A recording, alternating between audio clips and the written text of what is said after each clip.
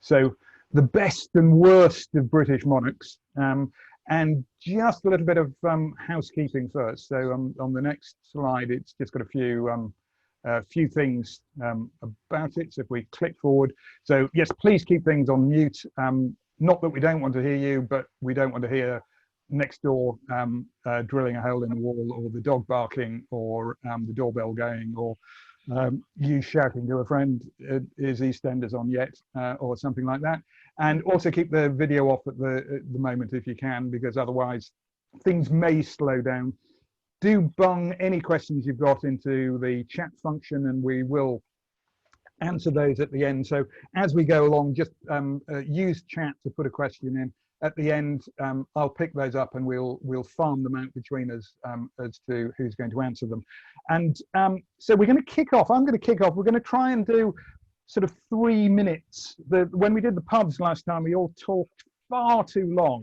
So we're each going to try and do 3 minutes on our particular hero and our particular rogue. Yes, I'm talking about myself, of course. I spent 3 minutes going, but we will start with my hero, which is an obvious choice. I think you'll agree.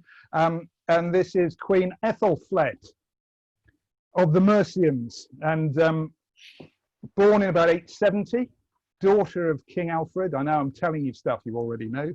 And she married Aethelstan, who was the king of Mercia. Now, at this time, a generation before, the Vikings had invaded, they'd conquered most of Britain. What was left of England was the kingdom of Wessex, and that was under pressure. Alfred the Great defeated the Danes, re-established the kingdom of Wessex, started expanding from there. He had multiple children. His son Edward succeeded him. He was a great scholar, and he made sure his children were educated as well. So Ethelfled was an educated woman. She married Aethelstan, the king of Mercia, which was another of the kingdoms of the time. And Ethelfled can be credited with being the mother of England, almost. We've got some founding fathers of England, which all took place in the Anglo-Saxon period. Ethelfled is probably the founding mother of England. Her husband died. There were constant battles with the Danes. They were pushed out of East Anglia by Edward, who had succeeded in Wessex.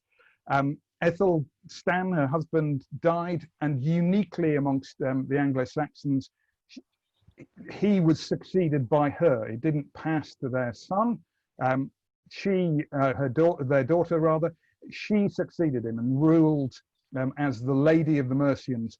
And under her control, if you like, the Mercians reconquered Leicester from the Vikings. They took Derby. York was about to submit to Ethelfled when Ethelfled died. She also founded the priory in Gloucester, so an educated woman. She looked after her nephew, who later became the king of all England. He later conquered York, reconquered Northumbria from the Danes, and became the ruler of a united England. Without her efforts and her endeavors, none of this would have happened. There's no contemporary images. The most recent one is on the next slide, which is from the 1200s. Very famous in early medieval Britain, now almost unknown, and deserves to be known a lot more. She made the unification of England possible, put it that way. And my villain is the most recent one. So of all the 10 that we're doing today, the oldest, the most distant is Ethelfled from 1100 years ago. My villain is the most recent one, King Edward VIII, the Queen's uncle, Prince of Wales from 1910, succeeded his father, George V, in January 1936, abdicated, because he wanted to marry an American divorcee, Mrs. Simpson, and that was opposed by the government at the time. So abdicated in December 1936. So ruled for not quite a year, about 11 months, never crowned. He had been hugely popular as a young man. He seemed to connect with the people, but everyone who knew him, everyone who worked for him, prime ministers, politicians, regarded him as incredibly vain, a complete womanizer. He had dozens of affairs, mainly with married women, and seemed to lack any sense of duty or responsibility. After he had abdicated, he'd flirted with Hitler before, and I don't mean that in a physical sense, but in the 1930s, he'd expressed admiration for Hitler. In October 1937, he and Mrs. Simpson went and visited Hitler. They had a tour of Nazi Germany. They were treated as royalty. And it is claimed that during the Second World War, when he was in Paris, he leaked secrets to the Germans. He was almost certainly pro-Nazi during the war. He was packed off to be governor of the Bahamas because that was as remote as they could possibly do. There was a possible plot by the Nazis to make him king, to depose his brother who'd succeeded him, who was George VI, the father of the present Queen. And this was never proved, but there's a lot of evidence in that sense. If any of you saw or seen The Crown, there's a great episode where the Queen is confronted with the evidence that Edward had conspired, virtually conspired against the country, and sends him away to exile in France, which is where he ultimately died. So on one side, my heroine is a anglo-saxon queen who helped unify England, and on the other side, my villain is Edward VIII, a playboy prince who became a playboy king, who exploited all the people around him and would have sold the country to become king again. So good and bad there. Vote for those when it comes to it.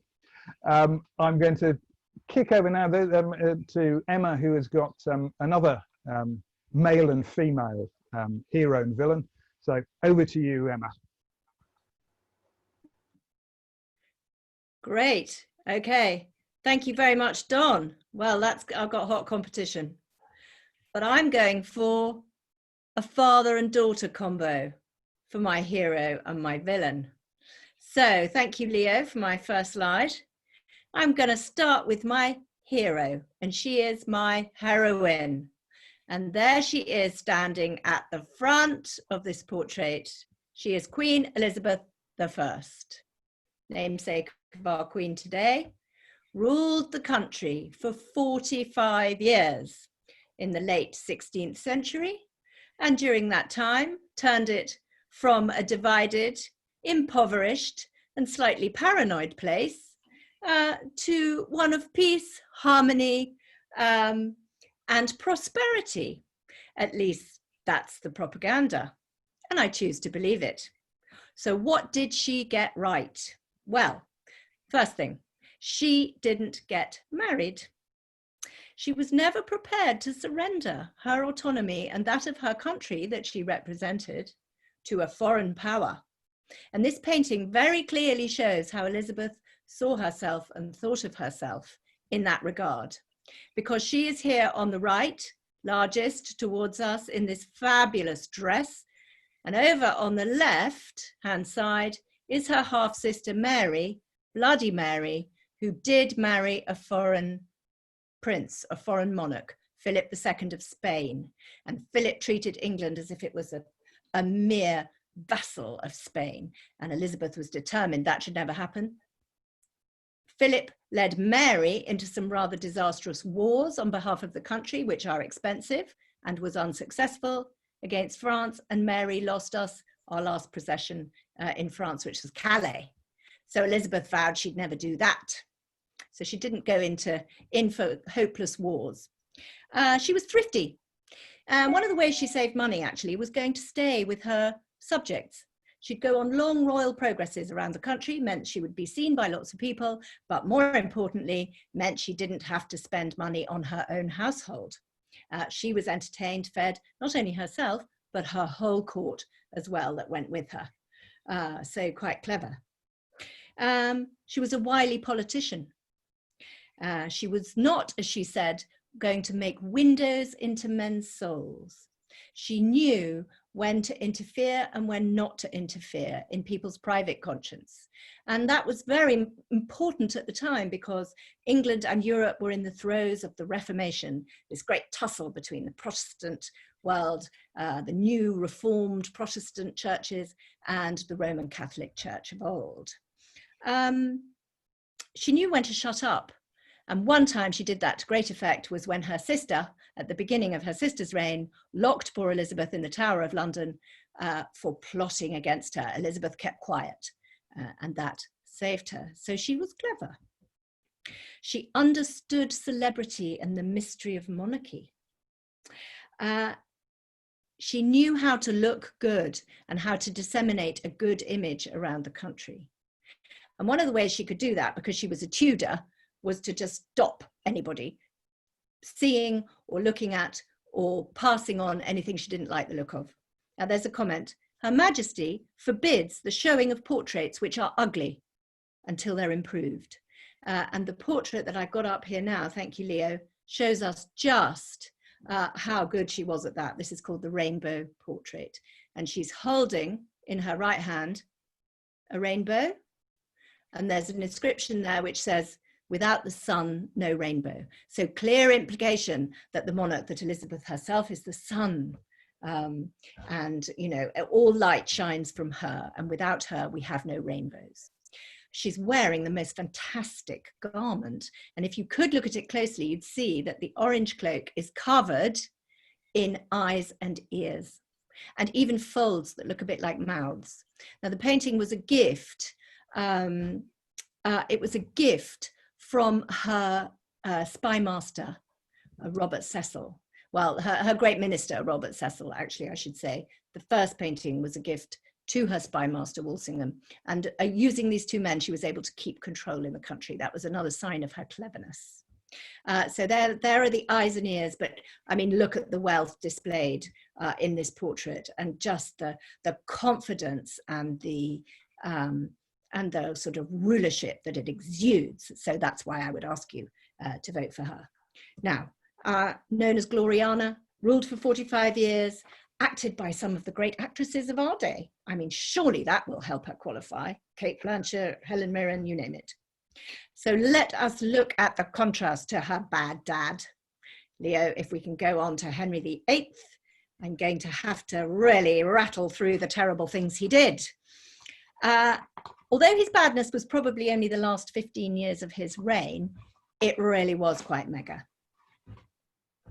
He died in 1547, disease-ridden, in pain and ill. He had emptied the royal coffers by his lavish, profligate spending. They, by the way, had been filled during his reign, not least from the dissolution of the monasteries in the 1530s. So what things did he do that really qualify him for my bad monarch? Well, he was horrible to his wives, divorced 2 of them, executed 2. And one of the ones he executed, Anne Boleyn, was actually the mother of Elizabeth I, who I've just talked about. So that kind of qualifies her even better in the forgiveness stakes, doesn't it? Catherine Howard was barely more than a child when she was executed. So yeah, Henry doesn't score well as a husband in my book.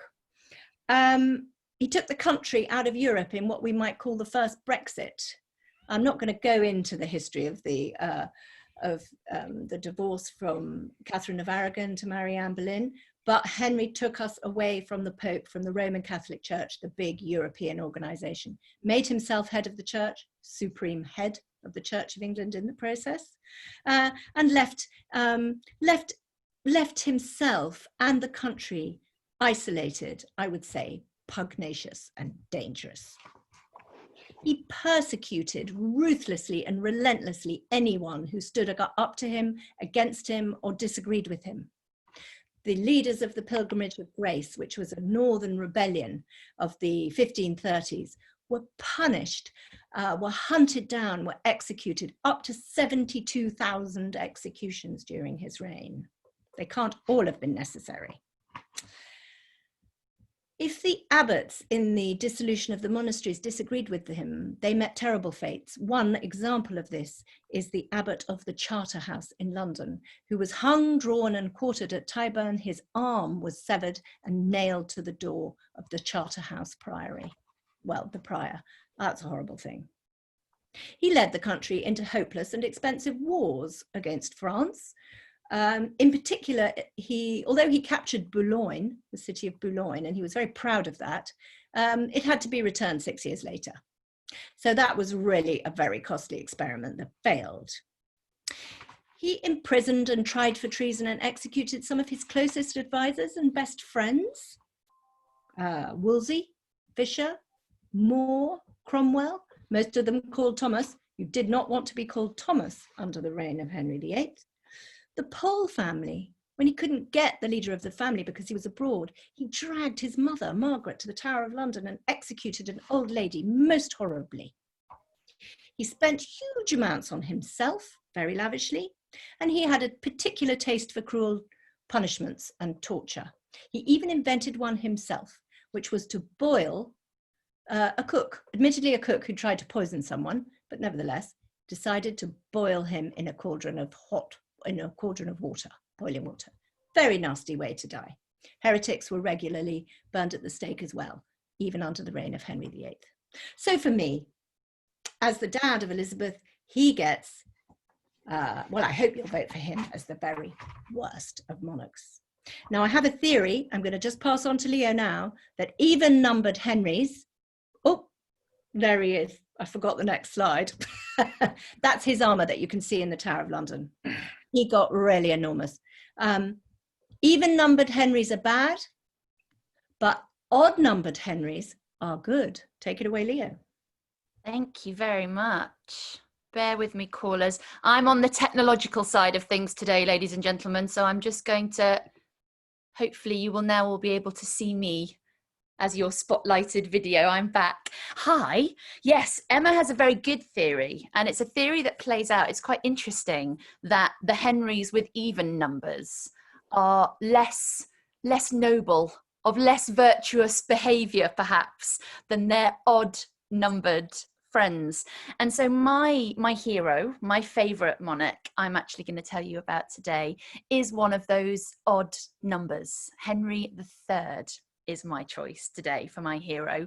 And the reason that I've chosen Henry III, he's potentially one that a lot of you may not have heard of. He's certainly not one of the big famous ones in terms of, you know, great warriors, great words or deeds. You might think, oh, you know, Henry V and Agincourt, know about him. Henry VII, the father of Henry VIII. He was a good, you know, defeating the baddie I'm going to talk to you about in a minute at the Battle of Bosworth. But Henry III, perhaps one that not many know about. He was around in the 1200s. He was born 1207 and he came to the throne in 1216.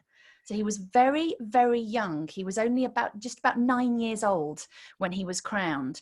And he was the son of one of our bad eggs who you haven't heard about yet. I'll pass over to my lovely colleague Rachel in a minute to tell you about his dad. But fortunately for Henry, he didn't follow in dad's footsteps. And he was actually a very good king. And a lot of things that happened in the 1200s that we attribute to this guy having a very long, very stable and very sensible reign. So when he came to the throne, one of the things that he's most famous for is establishing Magna Carta. Now, Rachel's going to talk a little bit more about that in a minute. It's far more famous for his father, King John, but it was actually Henry III who took Magna Carta and made it law. So when we talk about Magna Carta as being that, you know, founding principles of law and fairness and justice, not just in British society, but it's trickled all across the world, Magna Carta was put in place and ratified by the chap who you're looking at on your screens at the moment. He also is responsible for establishing our first parliament. Parliament as we know of it, Parliament today, Parliament actually came into being during his reign. It was ironically because he'd had a bit of a scrap, a bit of a falling out with some of his barons, one in particular called Simon de Montfort. But the fallout of that, the result of that was Henry's acknowledgement that advisors needed a place, and Parliament, as we know it today, the earliest foundations of Parliament were created during his reign. For some of the ladies amongst us, he was actually also a feminist. Hurrah, a 13th century feminist. He is one of the first kings to actively and openly empower his queen. He was married to a lovely lady called Eleanor of Provence. And Eleanor, he actually, so complete were his confidence in her abilities that in 1253, he actually named her regent to rule in his absence. He was, as far as we are aware, as far as historical records say, he was also faithful. He wasn't somebody who had very many mistresses, which again, for medieval kings is very unusual. So not only was he in love with his queen, he gave her responsibilities and promoted her to a position of power, and also didn't cheat on her behind her back that we know of. So all round a good egg in that respect. What you can see on the right-hand picture there, he's holding something in his hands. And that's actually one of the other big bits of his legacy that we have to thank Henry for. He's holding a little model of a building which he had rebuilt during his reign, and that's Westminster Abbey. And if I show you my next slide, Westminster Abbey is up there at the top left. Henry III was known as one of our great builder kings, not just in terms of an age of enlightenment for architecture, but also for education and for the arts and for culture. He really did develop this country. It was known as a very early golden age, the 13th century, during his reign. Very long reign and very stable reign. He was on the throne for 56 years. It didn't happen again in terms of a reign that long until the Georges, the 1700s. So quite astonishing, really, that he had this impact. But he was responsible for, on that slide, the rebuild of Westminster Abbey. He turned the Tower of London into what we know as today. So from a fortress, a single building, to the luxury, sprawling, medieval riverside palace complex that we hopefully soon will be able to guide you all around again one day, soon enough. He also was responsible for a huge boom in architecture. The building you can see bottom right of that slide, that's Salisbury Cathedral, which was also started during his reign. So all of those stunning cathedrals that we think of, all that development of English early Gothic architecture, that is all again good old Henry III, pioneer. Did you make it there? Oh, hang on, let's just mute somebody there. We've also got him responsible for a development, a real flourish in the age of education. You can see the logo there, bottom left, of Oxford University. The first 3 colleges to be established at Oxford, the earliest colleges, University College, Merton and Balliol. The 3 oldest, they have a bit of a tussle as to who was first, but all founded between the 1240s and the 1260s, again, during the reign of Henry III.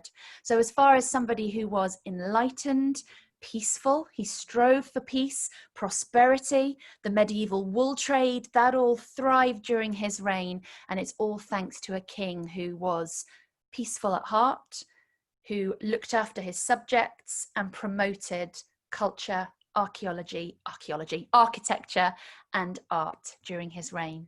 So that's my goodie, and he's one of the early Plantagenet kings. My baddie, I'm sorry to my lovely colleagues, I picked the really predictable one. You are looking boo-hiss on your screens now. That is Richard III. Now Richard III, I don't know if I've got any members of the Richard III Society online this evening. If you are, please let us know in the chat whether you think that he's been much maligned by history and it's all Tudor propaganda and that Shakespeare done him wrong. But when you actually look at Richard, he only had 2 years as king. Came to the throne in 1483 and was dead by 1485, killed by his rival Henry Tudor at the Battle of Bosworth that ended the Wars of the Roses in 1485. But if you have to go back a bit further and you have to look at the man himself. So not just that 2 years of time that he had to prove himself as a king, but actually what he did in the run-up. And he didn't really have chance to prove to us that he could have been a good king, but he wasn't a very good man. And that's really why I've chosen him as my baddie. He was absolutely puritanical. Whether or not he was the ambitious child murderer that he's been labelled as, but he was serious, he was incredibly pious. Shakespeare's quotes, there's a couple of quotes in the play that describe him as he had massive contempt for sportive tricks. He didn't like the lascivious pleasing of the lute. He didn't like the vanity that craves, an amorous looking glass. He was very, very contemptuous of all things fun and enjoyable. And whilst that might have been a noble trait, it also made him a bit boring, very puritanical, and led to the tyrannical things that he did to make himself king. He was a usurper. He presided over the death of his brother, not his big brother, Edward, who was Edward IV, but their brother George, the Duke of Clarence, who they both conspired to have murdered when there were rumours of an uprising. But after the death of his brother, Edward IV, Richard did clamour for the throne. He did some pretty awful things, a little bit like Henry VIII, who you heard Emma talk about a moment ago. He had several people murdered. He had advisors, close friends. His former friend, who had been William, Lord Hastings, he had him publicly executed at the Tower of London, very brutally, very ugly. Anybody who conspired against him, he had executed. And remember, this is a man who, regardless of whether it was true or not, that he had his nephews murdered in the Tower of London, he openly came out to call his big brother, previous Edward IV, a bigamist. He declared his sister-in-law, Elizabeth Woodville, common and illegitimate, declared both his nephews, therefore, bastards, illegitimate children, and also he declared his mother an adulteress. He had all his friends, he turned against all his mates. So all, in order to claim the throne, that was some pretty bold statements to be making. Not a particularly nice guy behind the scenes. And ultimately, his actions led not only to his untimely death at the Battle of Bosworth, charging into battle against the would-be Henry VII in 1485, but ultimately his actions, everything that he did, led to the end of his entire dynasty. So I don't think you can say there's a blacker mark against a medieval king's name than that. And that's before you even come to the rumours that flew of whether or not he had his two nephews, the sons of Edward IV, murdered at the Tower of London just after his coronation in 1483. So I'll leave that with you as to whether you think that he was one of the baddest of the bad. I'm going to hand over to lovely Rachel. It's interesting that I have chosen to talk about the last of the Plantagenets. Rachel's going to talk about a slightly earlier Plantagenet who was equally, or maybe worse, depending on what you think, bad. Here's Rachel. Well, thank you. Now, you see, Leo's made a pretty good case there. And she's said that she's picked someone who, if you were going through in your mind all the kings and queens, you might pick Richard III as your villain. But I have the archetypal villain because I have picked King John. Here he is. He looks pretty malign, really. But clearly murdering one's nearest and dearest ran through the Plantagenet dynasty. Because King John, we begin the list of his vile deeds with the sudden disappearance of his young nephew, Arthur. Sound familiar? Well, murder was never proved, but nor the rumour that poor old Arthur had been castrated before he'd been murdered. But given that many in the country at the time of Arthur's disappearance considered that he was the rightful heir to the throne, and given that his uncle John had captured him before his disappearance, it's likely that Arthur met his fate at the hands of his uncle. But when it came to murder, John didn't limit himself to family members, nor to men. I mean, he was quite magnanimous in this. So in summer 1212, he had 28 Welsh hostages hanged, and that included a 7-year-old boy. A couple of years earlier than that, he crushed a personal enemy by capturing the man's wife and son and starving them to death. Now, adultery. I mean, we heard about Edward VIII earlier, but there are just too many cases in King John's case to name all by name. But one woman apparently offered the king 200 chickens to be allowed to spend just one night with her own husband. She was very keen that she actually fulfilled her marital duties rather than just being held hostage by the king. And a couple of the barons actually accused King John of forcing himself on their wives and their daughters. In terms of his own queen, he had his first marriage annulled in order that he might marry Isabella of Angoulême. I hope I've pronounced that correctly. And Isabella, at the time of the marriage, when he had it arranged, was just 12 years old. He lost a lot of territory. We just saw a brief click onto the next slide, so if Leo can bring that back up. He lost an awful lot of territory in the years he was on the throne. Now these dates aren't quite right for John's reign, but I thought this really proved to you this is territory in France, and anything coloured red was under English control at the start of John's reign. And you can see on the right-hand map how little is left by 1223. Well, to be fair to John, he died in 1216, but that's quite a shocking loss of land during the time he was on the throne. And in fact, not only did he lose land in France, but by the time of John's death in 1216, London was under French control, and about a third of the country was also ruled by the French. It was pretty dire. Now, a few of you will be squirming at this point and ready to shout at your screens because you'll be going, but what about the Magna Carta? All is forgiven. He ratified the Magna Carta. Well, he was certainly the king when the Magna Carta was drawn up. Here is a copy of the Magna Carta. But let's review what led up to the creation of this document. Now, during John's reigns, barons were forced to pay a type of tax called scutage to enable the king to pay hired mercenaries to help him on the battlefield. John's track record on the battlefield was absolutely terrible. Therefore, the barons were not keen to pay this tax, but they were forced to pay it.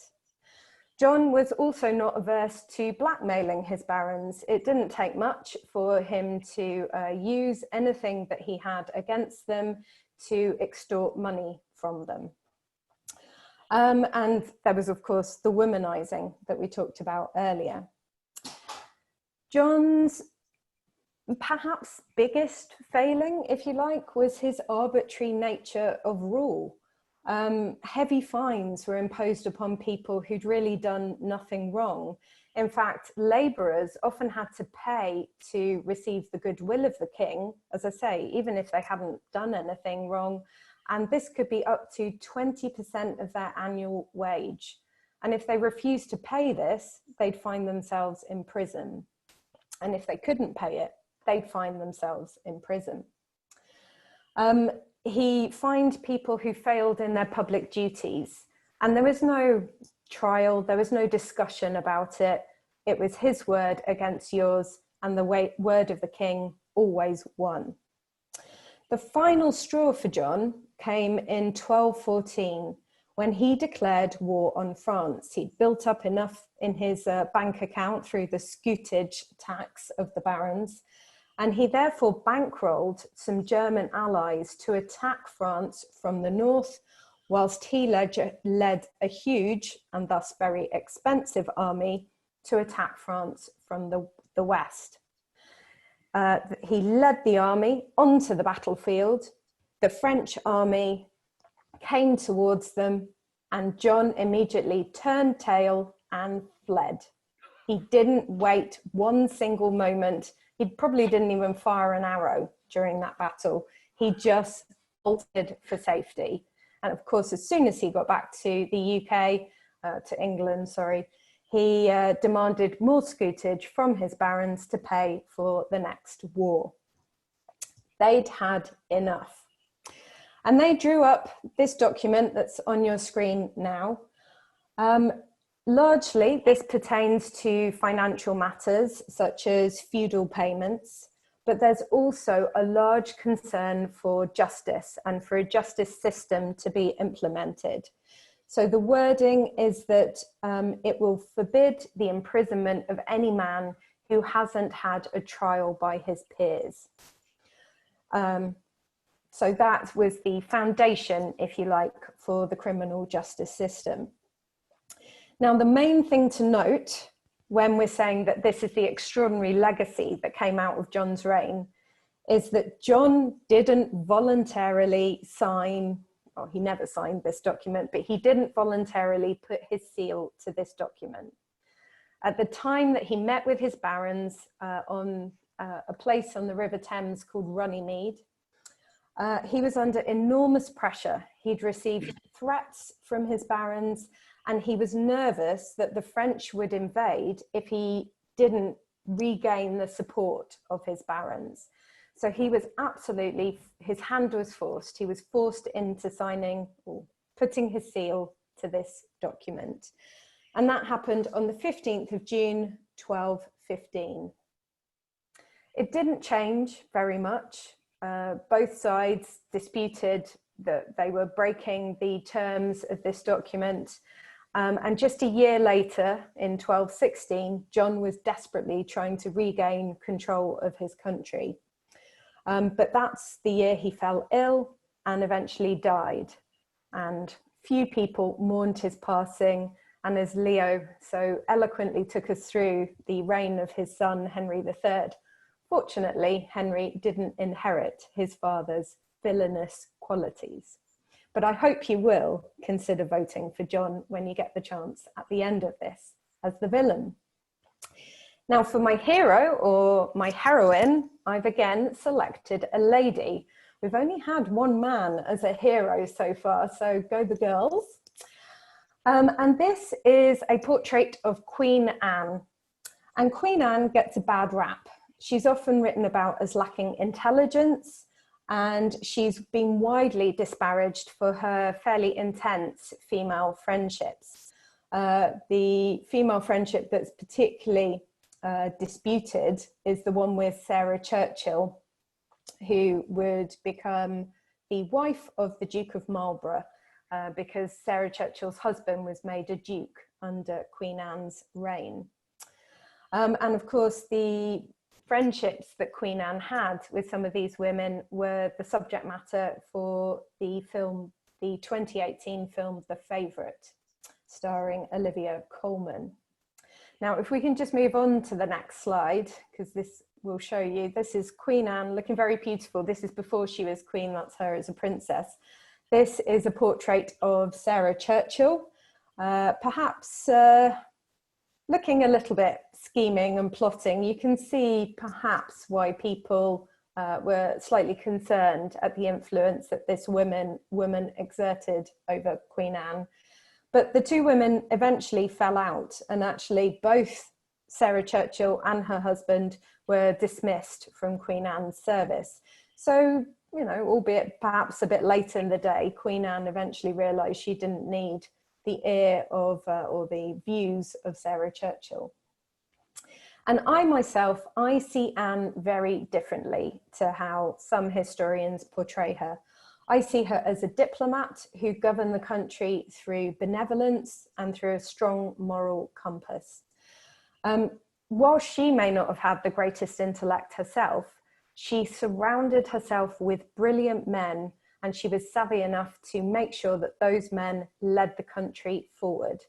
And whilst that might sound like I'm damning her with faint praise, if you review monarchs who came before Anne who also lacked intelligence, a lot of them compensated for that by ruling through force and fear.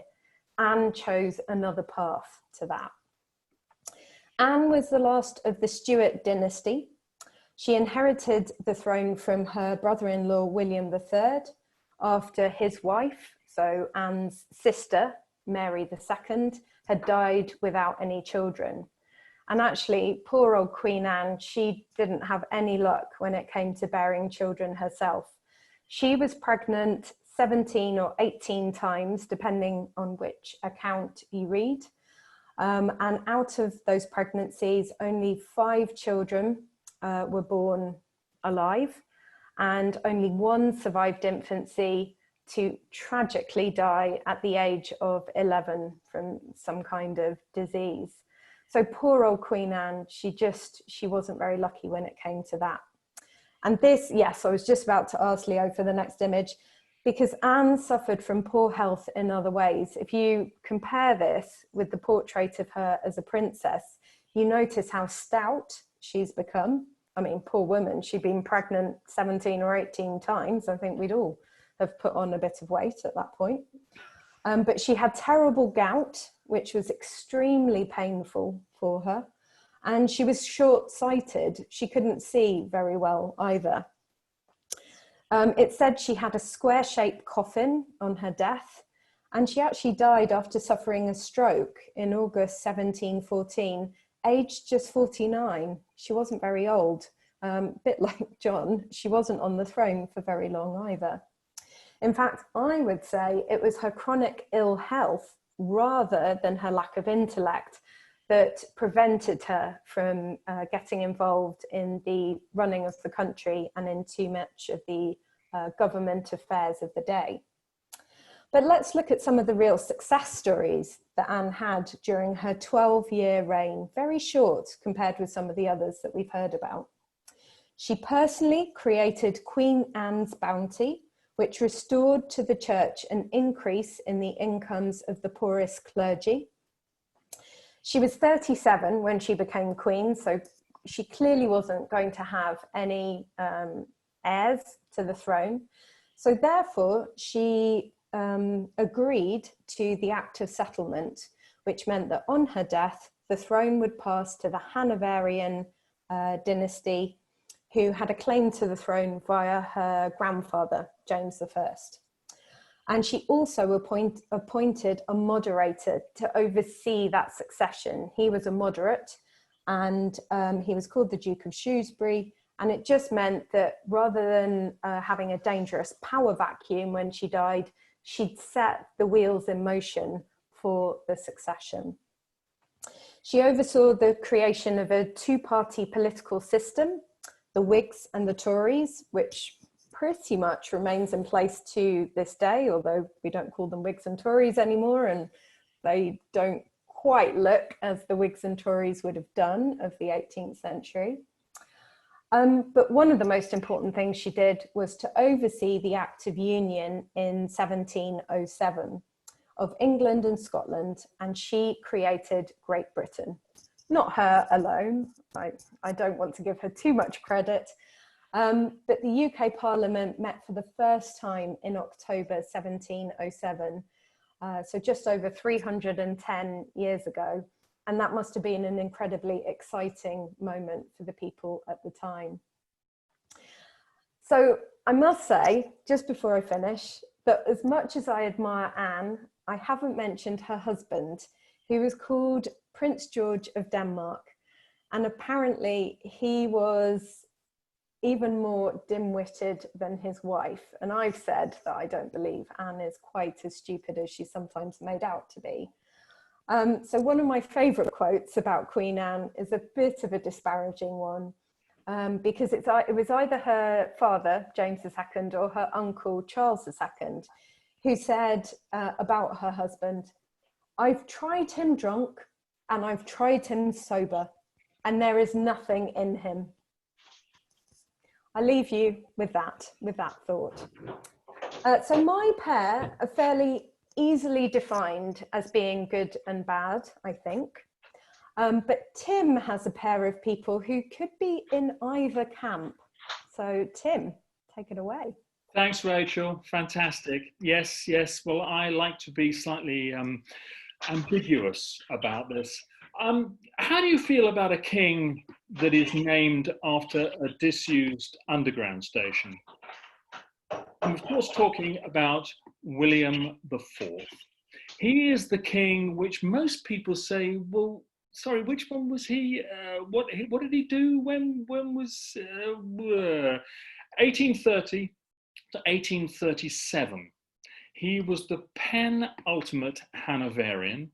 So he was after George IV, the one that we affectionately call George the Fat, and he was before Queen Victoria, the one that we affectionately call the pub in EastEnders.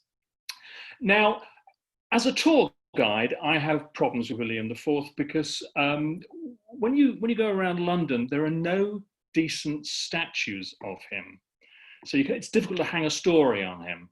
Now, the fourth plinth in Trafalgar Square should have had this statue on it, but they ran out of money. And so, in fact, that one ended up in a different place. And you have to see this statue now at the back of the Maritime Museum in Greenwich.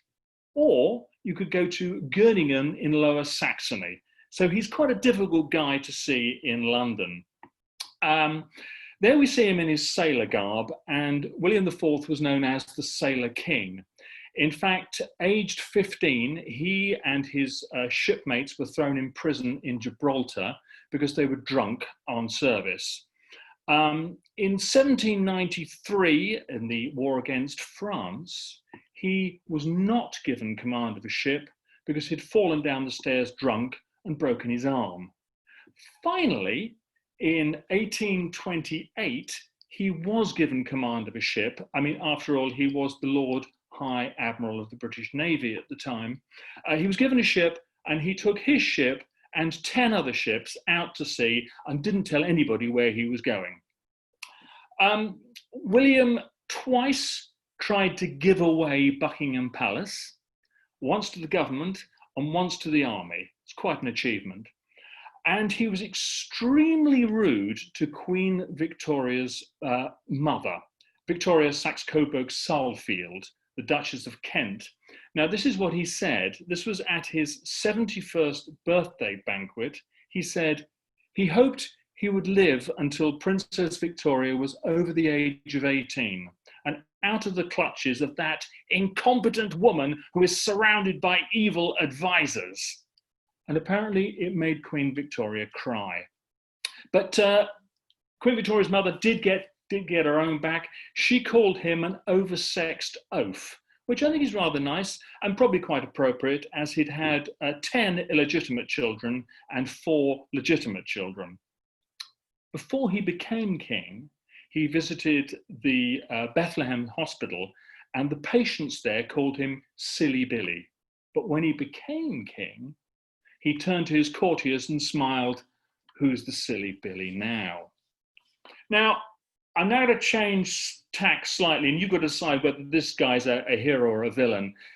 Charles II, the Merry Monarch, 1660 to 1685, 25 years of fun, filth, and frivolity, which followed his predecessor's doom, death, and despondency. And when, of course, his father, Charles I, had a rather unfortunate accident with an axe. So Charles II, there he is. You've just got to love a king who likes bling. And when he became the monarch, he commissioned 3 tons of silver, yes, 3 tons of silver, to be made into a new series of crown jewels. And then, believe it or not, when the fabulously named Colonel Blood attempted to steal the same crown jewels, he forgave him, gave him land in Ireland, and gave him a pension for life. Extraordinary. Now, he wasn't quite as forgiving with everybody, because one of the first things that he did when he became king was to go around and pursue all the people who had signed his father's death warrant and have them hung, drawn, and quartered. It didn't even matter if they were dead. So Oliver Cromwell was dug up and hung from a gibbet at the Tyburn. But of course, that was business.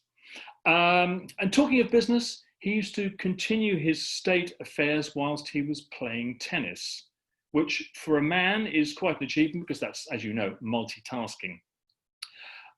Affairs of the heart was something completely different, and his long-suffering wife, Catherine of Braganza, well, famously, she caught him picking flowers in the northern part of St. James's Park, and he was picking flowers not for her, but for a close personal lady friend of his.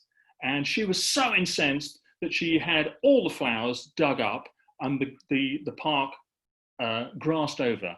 So we actually have Charles II to thank for the naming of Green Park. He was also responsible for the naming of Pall Mall, because that was one of his favourite games. It's a sort of, it's like an Australian rules version of croquet. He was also responsible for the naming of Constitution Hill, which is the area to the side of Buckingham Palace where he used to walk. And famously, he was very nearly killed by his brother, who would be James II. James was riding his horses back from hunting, and he very nearly ran over Charles II while he was walking up and down Constitution Hill. And Charles said of his brother, "I am in no danger, as no man in England would take my life and make you the king." So a fine example of brotherly love there. Of course, another thing that Charles II loved was dogs. And we have, there we are, a Charles II Spaniel, Bless.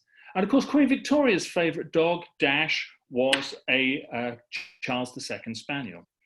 He was also a great bird lover, responsible for the keeping of the ravens at the Tower. Now, I know Don is going to disagree with this story, but when the Astronomer Royal, Reverend John Flamsteed, went to Charles to say that the indigenous ravens were stealing his apparatus and pooing on his telescopes, Charles stood up for the ravens and said, no, the ravens must stay, because if the ravens leave, the Tower will fall, England will fall, and the monarchy will fall. So in 1660, when Charles comes to the throne, he restores many of the things which Oliver Cromwell had got rid of. So he restores gambling, prostitution, pubs, Christmas, theatres, and probably most importantly, he brought female actresses to the stage. So we have him to thank for Joan Collins and Kim Kardashian. I'd just like to finish now with an epitaph, and the epitaph was written by the Earl of Rochester in 1685. Here lies our sovereign king, whose word no man relies on. He never said a foolish thing, and never did a wise one. Now you decide which is my hero and which is my villain there. But we're now going to have a poll, and I think if Leo can put the poll up, and this is where you are now going to vote for the best of the best, and then we're going to have a vote for the worst of the worst. So let's put it, there we go. So we've got Athelflaed, Elizabeth I, Henry III, Anne, and you choose whether it's William IV or Charles II. So you've got a couple of minutes to decide now. Exciting, isn't it? You'll have to, my lovely colleagues will need to tell me when we've got a decent amount of votes, because for some very strange reason, my poll is just showing a 0 on my screen. So when you have to let me know when we've got close to a full house, and because okay. I can't see the results. I can't see the results either. Can't either. Yeah, so we'll just have to give it sort of 30 seconds and then So everyone cast your votes quickly. And yes, of course, Tim's story about the ravens is utterly wrong. Don, I knew we always disagree. No evidence of ravens before the end of the 19th century, and that story, no evidence of that since the Second World War. The Green Park one as well is a little bit dubious, but oh no, come on. I always say in this case the John Ford line, you know, when the legend becomes a fact, print the legend. So Emma's got to go. So Please cast your votes for me, everybody. I'm afraid I'm going to go back up my tree. But thank you so much for coming, and hope to see you soon. Bye now. Bye, Emma.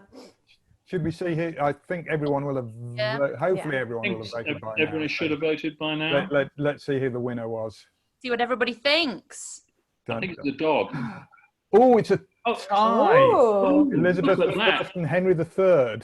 Oh, Tie between Elizabeth I and Henry III. Right. Very, very exciting. Interesting. I will very happily take a proportion, but I think that's, of the ones on the screen, I think that's probably about right. I am delighted to see that nobody voted for William IV. Yeah, I like William IV. Yeah. Poor old silly Billy. All right, Okay, so let's have a burst. Let's have a burst of the worst, shall we? yeah. So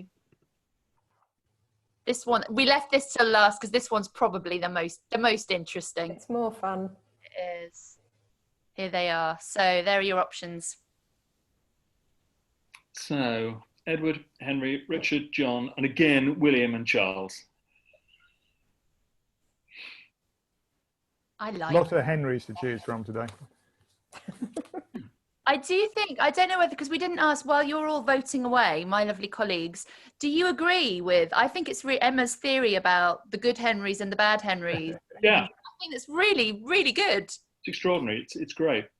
Yeah. I don't know. I think I don't know enough about Henry I and Henry II, but otherwise, yes. Well, Henry II, bad egg because of Thomas Becket. Thomas Becket. Right. Oh, right, yeah. Yeah. Although he did feel very guilty afterwards. He did go on a pilgrimage, didn't he? Yeah. Canterbury with no shoes on. He clearly felt horrible about it. Yeah, I mean, those nights, they just went for What it. are you going to do? Yeah. Let's see. Simple misunderstanding. Anybody can make that error. So any more for any more? I shall end the poll and let's see the results. Who's the villain of the piece? And John. Oh, just. Henry VIII and Edward VIII very close to that. It's very close. John. That's really interesting that Richard III got off so lightly. Yeah. He'll be dancing in his obviously new lots grave. of supporters of the Richard III Society online who think he's much traduced by the Tudors. Does anybody have any questions? We will just putting up there that's forthcoming to us. So go to UKToursOnline.com and see what we've got coming up. I've got a few more up there tomorrow, and there'll be more coming up. We'll also send an email out in the next few days. Anyone got any questions about kings and queens? Either the ones we've spoken about this evening or others that you might like a bit of information on? You can see whether we think of them good or bad. I had a quick scroll through the chat whilst Tim was doing his, and there's actually not an awful lot of questions tonight. So feel free, you can please use the chat if you would like to. Margaret made a very interesting comment further to Edward III. She said, oh, could the fact that he abdicated make him a hero rather than a villain? Because imagine what the relationship with Germany might have been. Oh, Edward VIII, Edward VIII, yeah. So that's a very, very good, interesting. Yeah. Interesting. Well, I think that's a bit like Henry II maybe being good because you felt so sorry about killing Thomas Becket. I think it's a bit of a cop-out, yes. Yes, it would have been a very different Second World War had Edward VIII been king at the time. I think it would have. You're absolutely right, Dom. Yeah. And the only other question was just clarifying. Mia asked about the dates of Queen Anne, which is she was on the throne 1714. Yeah, 02 to 14. Sorry, I didn't do any proper dates. My apologies. But, yeah. And then we got the Germans. So. And an unbroken line from the Germans to our current queen. Indeed. Any other questions before Don wraps up for us today? Please use the chat. Well, we seem to have exhausted you on the questions front. So if you've got any ideas about future chats about anything, you know, this was obviously royalty. A previous one was pubs, but maybe you'd like to hear us rapping about something or the other in the future. What do you want to hear us chatting away about in future? Let us know for sure. Our favourite colours, possibly. Where we've been on holiday or not, Yes. as the case may be. Yes, our favourite lockdown jokes.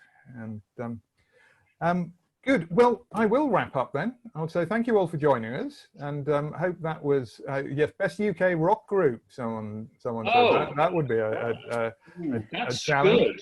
Favourite British cities. That's another good one as well. Excluding London, probably, because we most of we might London be a bit biased by adoption. So, favourite British cities outside of London. Politicians. Ooh, I think that would have to be a heroes and villains one as well, wouldn't it? That would be that'd be a short heroes list. Yeah. Favourite British scandals. Yes. Oh gosh, yes. And favourite places to have a non-alcoholic drink. Cricket controversies. That's from my friend Bob in Hawaii. An American visitor who came over while the T20 Cricket World Cup was on last year and has become hooked on cricket. So good. We are spreading the gospel around the world of cricket. Even Americans are watching it now. Most cunning murderers, favourite scandals, favourite London neighbourhood. Great. Well, thank you all very much. Go there. Do go on to the website and see what's coming up. We'll send out an email in the next day or so with a link to all the forthcoming talks. I'll load a couple more up over the next couple of days. Remember our season ticket, where you can pay for 4 and get 5 talks. Saves you the cost of one talk, also saves you the Eventbrite fee, so it's about 30% off the normal one, and you can roll that over. You can give it as a gift, but we hope to see you again at some of our next talks. The next one is Tim doing rock and roll, so maybe he'll tell you his favourite band later on this week. So, I will, repeatedly. So Tim will be doing the rock and roll stroll around London. All sorts of things coming up in the next few weeks. Go to the website and see. Thank you all very much, and I think we will wave you good night. The famous Zoom wave.